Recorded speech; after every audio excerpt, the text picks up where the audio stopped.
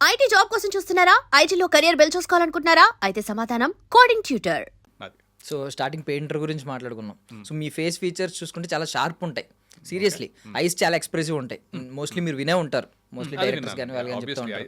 అంటే dialogue delivery గురించి క్రిస్ప్గా ఉంటుంది, చాలా క్రిస్టల్ క్లియర్గా ఉంటుంది డిక్షన్ కానీ అది కానీ. సో ఇన్ని ఫీచర్స్ ఉన్నప్పుడు అంటే అల్టిమేట్లీ ఎవరైనా పుష్ చేస్తూ ఉంటారు కదా. ఇప్పుడైతే యాక్టర్ అనేది ఇప్పుడు హీరో కంటే కూడా వేరే వేరే క్యారెక్టర్స్ బాగా ఎలివేట్ అయ్యే స్కోప్ ఉంది ఇప్పుడున్న ఆడియన్స్ మైండ్ లో కూడా. I don't think so, but అదేం లేదు. అలా ఎప్పుడైనా అంటే పుష్ చేయలేదంటే అంటే హీరో అవ్వాలి కదా, నువ్వు ఎందుకు ఇంత అందంగా ఉన్నావు, హీరో అవ్వాలి కదా. హీరో అవ్వడం అనేది లక్ కూడా అంటాను నేను. ఎందుకంటే ఒక్కోసారి హీరో అయిపోతారు మీరు, అయిన తర్వాత commercial start playing. Cinema hit అయిందా, సినిమాకి ప్రమోషన్ ఏం చేసాం, సినిమాలో ఏంటి పర్ఫార్మెన్స్. హీరోకి ఒక పర్ఫార్మెన్స్ ఒక్కటే కాదు, పర్ఫార్మెన్స్తో పాటు లక్ ఉండాలి, ఆ ప్రాజెక్ట్కి లక్ ఉండాలి, తన మీద ఒక అంటే నేను ఏమంటున్నానంటే దేవుడి దయ డెఫినెట్గా ఉండాలి. మనం అనుకుంటే అయిపోతుంది, అలా అని చెప్పి కాదనుకుంటే ఆగదు యూనో. సో నేను 2-3 సినిమాలు చేశాను హీరోలాగా.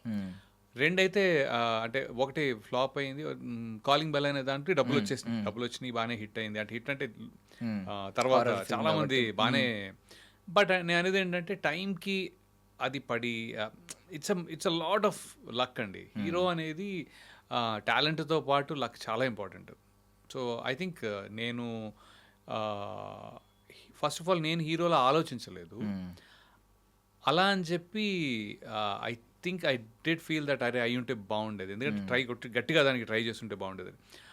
హీరోలో ఆలోచించలేదా అంటే మోర్ లైక్ మంచి క్యారెక్టర్ చేశాం కదా అనే ఇది ఉండింది. కానీ క్యారెక్టరే టైప్ కాస్ట్ అవుతుంది, క్యారెక్టర్ నుంచి ఇంక మళ్ళీ క్యారెక్టర్లు అడుగుతారని నాకు తెలీదు. క్యారెక్టర్ బాగా చేశాడు అంటే వీడు బాగా చేయగలడు కదా అని. వీడు ఇప్పుడు నాకుంది, తను డాన్స్ చేయగలడా, చింపేస్తా, నాకు తెలుసు. ఫైట్ చేయగలడా అంటే లక్కీగా శంబాలలో ఆపర్చునిటీ దొరికింది చూపించేది. సో ఇలాగా మనం అన్నీ సవ్యంగా సెట్ అయి ఉంటే ఓకే. కానీ నా లక్ ముందు నుంచి ఎప్పుడు నేను even though I was a dancer, Kathak dancer, నాకు ఎప్పుడు డాన్స్ ఉన్న రోల్సే రాలా. ఒక పాటకి డాన్స్ చాలా తక్కువ. సైనికుల్లో వెనకాల చేయటం కానీ, బొమ్మరిల్లో చేయటం కానీ, లేకపోతే నాకు తెలిసి క్లాస్మేట్స్లో ఇంతే 3 సినిమాల్లో సపోర్టింగ్గా డాన్స్ చేసాం. But you never dance main కదా, అట్లాగా నేను అనేది. So it is a lot to do with luck. So luck ఉంటే ఎవరు కాదన్నా కూడా అయిపోతారు అంతే. బట్ రోజులు మారినందుకు మీరు హ్యాపీ ఫీల్ అయ్యి ఉంటారు. ఎందుకంటే ఇప్పుడు అందరూ ఈవెన్ ఇప్పుడు కమల్ హాసన్ గారు, విజయ్ సేతుపతి గారు అందరూ నెగిటివ్ రోల్స్ కోసం వెయిట్ అంటే వస్తుంటే వాళ్ళు ఎక్సైట్ అవుతున్నారు. ఈవెన్ అది వేరండి, అది దాని క్యాల్కులేషన్ చాలా చాలా వెరీ సింపుల్ క్యాల్కులేషన్ అది. ఒక హీరో నెగిటివ్ చేస్తే పర్వాలా, ఎక్సైట్మెంట్ ఎప్పుడు అలానే ఉంటుంది. ఒక విలన్ హీరో చేయడం చాలా కష్టం, అప్పుడప్పుడే జరుగుతాయి అవి. అంటే ఒక గోపీచంద్ గారికి జరిగిందో, లేకపోతే మన చిరంజీవి గారు అప్పుడు స్టార్టింగ్లో 2 నెగిటివ్, రజనీకాంత్ గారు స్టార్టింగ్లో 2-3 నెగిటివ్ సినిమాలు నెగిటివ్ రోల్స్ విలన్ చేసి, మళ్ళీ సత్యరాజ్ గారు అలా అరుదుగా జరుగుతాయి అవి.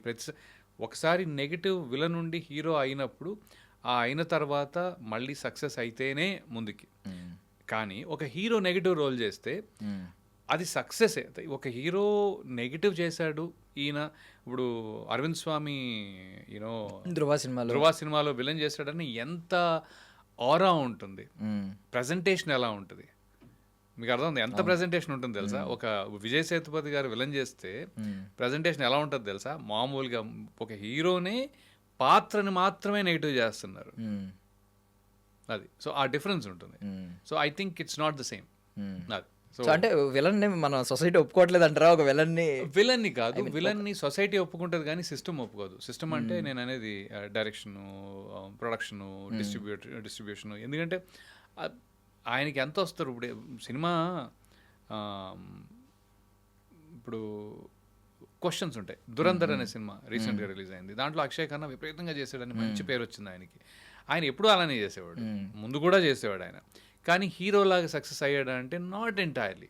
చేశారు బాగానే, కొన్ని సినిమాలు హిట్ అయినాయి. కానీ ఇప్పుడు మళ్ళీ అదే ఆయన్ని సోలోగా పెట్టి తీస్తే వర్కౌట్ అవుతుందంటే ఏమో, డిస్ట్రిబ్యూటర్ ఐ డోంట్ నో ఈ విల్. మీకు అర్థం ఉందా? అలాంటి ఎకనామిక్స్ వర్కౌట్ అవుతాయి నాకు తెలిసి. సో అందుకని హీరో అనేది లక్, సింపుల్. హీరోలు అయ్యి ఉండి నెగిటివ్ రోల్స్ చేస్తే అది ఇంట్రెస్టింగ్గా ఉంటుంది, అది వేరు.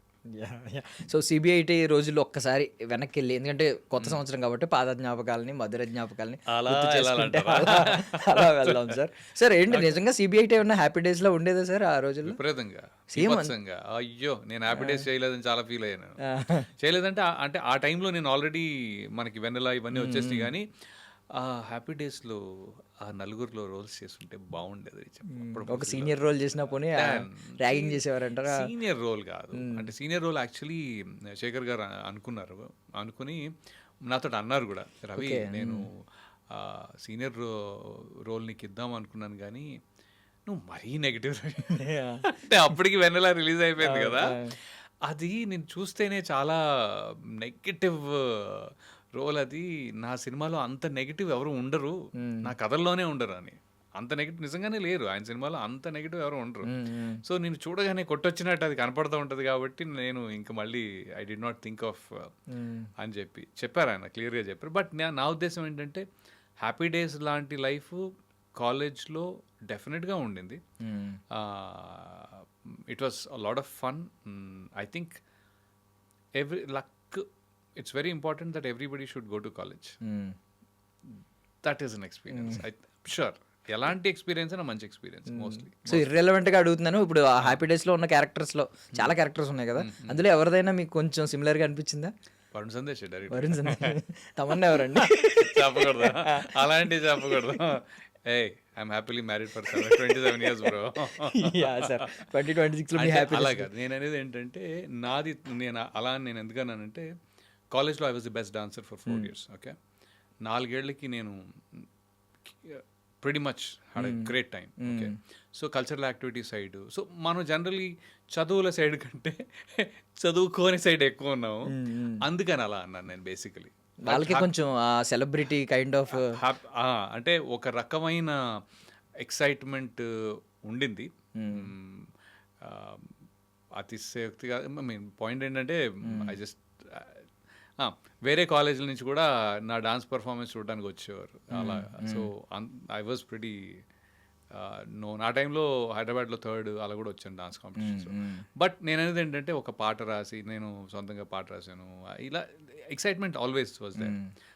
ఎవ్రీబడి మోస్ట్ ఆఫ్ దెమ్ కాలేజ్లో నన్ను గుర్తుపడతారు, లెక్చరర్స్ అయితే మరీ బాగా గుర్తుపడతారు ఇప్పటికీ. అంటే ఎలా చూస్తారండి ఇప్పుడు మీరు వెళ్తే ఒకవేళ అప్పటి రవివర్మే గుర్తొస్తారు వాళ్ళకి? లేదు అప్పుడు అంటే ఇంకా మాట్లాడితే అప్పటిదే డెఫినెట్గా స్టిల్ ఎవరైనా అంత అలా మాట్లాడగలరా కొంచెం? అంటే రెస్పెక్ట్ ఇచ్చి అమ్మో పెద్ద అప్పుడు ఆయన మంచి యాక్టర్, పెద్ద యాక్టర్ అంటే మన కనెక్షన్స్ అలా ఉంటాయిగా. అంటే ఇట్స్ మోర్ లైక్ యూనో వాళ్ళు లెక్చరర్లు, మనం స్టూడెంట్స్, అది అలానే మెయింటైన్ అవుతుంది.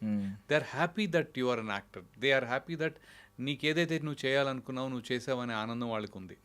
వాళ్ళు అప్పుడు చూసారు నన్ను. అంతెందుకు ఒకసారి ఈ కరోనా టైంలో నేను యాన్యువల్ డే ఫంక్షన్కి పిలిచారు నన్ను గెస్ట్ లాగా. ఓకే, సో గెస్ట్ లాగా పిలిచినప్పుడు నేను స్టేజ్ దిగిపోతుంటే మా ప్రిన్సిపల్, ఇప్పుడు ప్రిన్సిపల్ అప్పుడు లెక్చరర్ అనమాట, ఆయన చెన్నకేశ్వర రెడ్డి గారు అని, ఆయన ఏంటంటే అయ్యో అదేంటి అలా ఎలా దిగిపోతావు నువ్వు stage, no no no nothing doing అని చెప్పి వెళ్ళి నాతో స్టెప్లు వేయించారు. మళ్ళీ ఆ స్టేజ్ మీద he made me dance. So after like you know maybe probably some 18-20 years literally మళ్ళీ అదేంటి అలా ఎలా దిగిపోతాను అని చెప్పి. సో యా, సో స్టార్డమ్ అక్కడ నుంచి స్టార్ట్ అయింది ఇప్పటి వరకు. ఇక్కడ ఇది ఓకే అంటే ఇది మనకి ఆ ఎక్సైట్మెంట్ వేరే ఉండింది ఖచ్చితంగా. సో ఇప్పుడు కాలేజ్ డేస్ దాటేశారు, న్యూయార్క్ వెళ్ళారు. న్యూయార్క్ ఫిల్మ్ అకాడమీ ఏం నేర్పించింది సార్ మీకు అసలు? బేసిక్గా రామ్ గోపాల్ వర్మ గారి ఆఫీస్కి వెళ్తే ఆయన రమ్మన్నారు నన్ను. ఒకరోజు కలిసాను, ఎక్కడో కలిస్తే రేపు పొద్దున్న ఆఫీస్ రా అన్నారు. వెళ్ళిన ఆఫీస్కి వెళ్తే ఆయన లేడు, ఆయన చెన్నై వెళ్ళారంట. అప్పుడు ఒక అసిస్టెంట్ డైరెక్టర్ ఎవరు అంటే, నువ్వు బాగా సన్నగా ఉన్నావు బ్రదర్, అయితే సెట్ కాదు, ఏదో హీరో అది ఇది అంటే కుదరదు, వెళ్ళి కొద్దిగా ఎలానో ఇంజనీరింగ్ చేసావు కదా, why don't you go to US, కొద్దిగా అక్కడ యాక్టింగ్ అది నేర్చుకో, లావు కొద్దిగా ఒక టైప్లో చెప్పారు ఆయన. సో వెళ్ళాను నేను.